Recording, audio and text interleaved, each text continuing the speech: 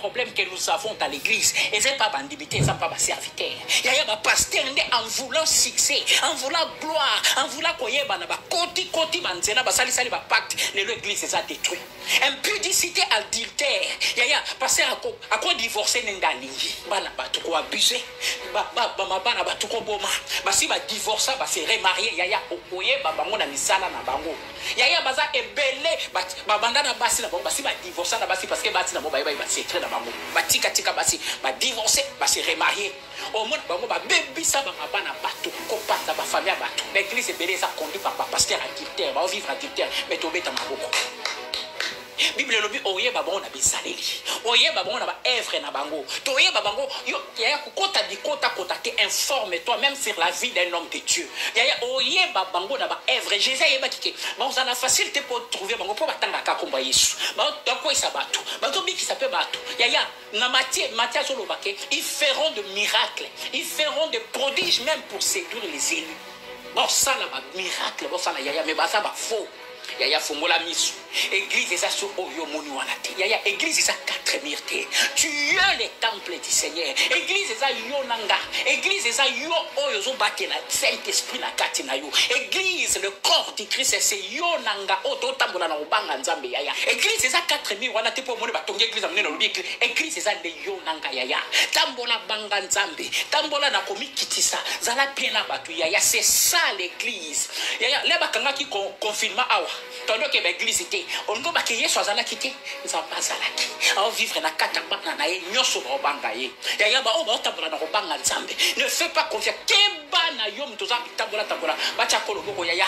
Loboko ba ocho na muto yebite. Yaya sambele langa. Prière bazo sale. Loso eza ba incantation o yebite. Keba na loboko bakila ko mikolo nyoso. La Bible dit on ne donne que ce qu'on a. Yaya mutana kindoki. Soka tio loboko transmettre au kindoki. Mutana kisi soit tio loboko ayibio ba âge. A tio loboko ayibio ba cha. Yango moni au église. Église tonda basi baba la kati. Mariage ata moko sala makate. Église fanda ba mibali ba garçon ba fanda ba Alexa ti basala misala te ya keba. Basi ba sacrifier ba ndimi nyonso. Et bien, vous avez un pasteur. Et pasteur, vous avez un prophète. Est-ce que vous avez un prophète? Il y a un piton. Un prophète est béni, béni. Parce que vous avez un kasa na lolemo awa. Na sa lolemo. Ache moi likaso be ache moi maina mnoko. A pupo livi na mubimba yoku na kaka. Prophesize. I receive. Or receive ni. Ya yebe loko receive. Le diable a infiltré l'église. Senga nzamba taliso musala nzamba. Ya basala nzamba solo basali. Oba opanga nzambe. Bible lobi oye baba ona bisaleli. Na Lubumbashi na ke Lubumbashi awa boye.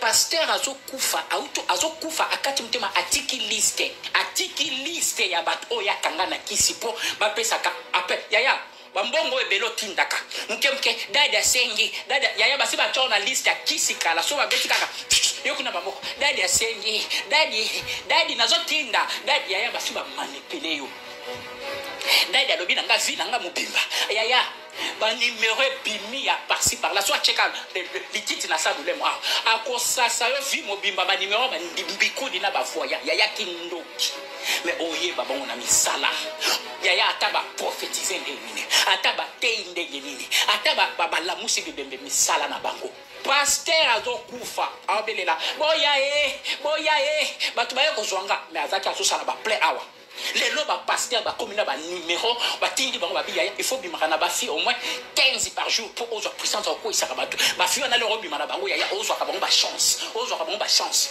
pasteur moi autokufa na Luanda moi sina témoigner mobali atindaka ye akendo swaka ba super mais abana mibali pour utiliser ka bango sur ba chance na bango ya a briller ya kemba l'église est infiltrée église c'est un problème batela Yesu yaya kemba na bikota kota ba ocha loboko yebite ba oyiba yo vi ba oyiba venir abana ba oyiba yo musala vietral kaboy ba te okavandana zela nzamba osala nzamba parce que yebi sa tika we bobolo yaya kemba tina ote ya boba so bongisa da ba bidon ya ba poison yaya église ekoti poison lokwa vome ko mutaki auti banda côté église mandé poison kufi ya wana église so l'air que ba pasteur a solo batele mabate ya solo ya église o nzambe ya solo bate ya Yesu bate ya salut bate ya repentance bate ya sainteté ya balakisa batu comment ko vivre na batu comment ko banga nzambe l'intimité avec Dieu parce que l'objectif ya évangile ya Jésus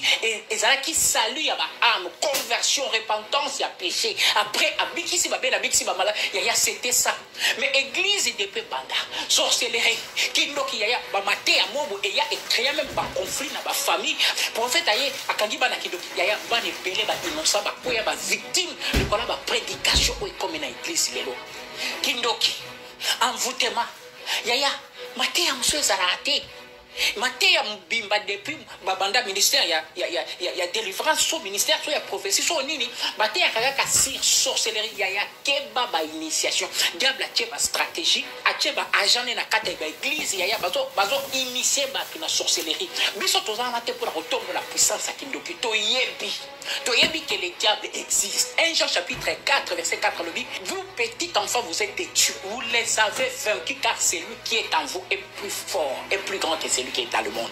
L'église doit apprendre l'existence réelle, la puissance réelle de Jésus. Mais surtout ça pour nous la publicité qui nous quitte yaya. Sorcellerie na tongo, sorcellerie na butu. Évangile évangile autour ya mbongo yaya pour battre commerçant. Évangile évangile autour ya escroquerie yaya. Combien de pasteurs basi bazu ba mbongo batu ba nyongo na ba banque ba ko quand même ba futa te yaya. L'église est malade. Maladie église et ana mutu et ana bandimité. Les leaders doivent se repentir. Des fois telle sa génération ils ont le courage pour la vérité yaya. Dire la vérité n'est pas un péché. Nana problème na ba pasteur mais ça fait très mal de voir ce qui se passe à l'église et mutazo le baté bavandi n'y pas parce que une femme qui veut se venger de tout ce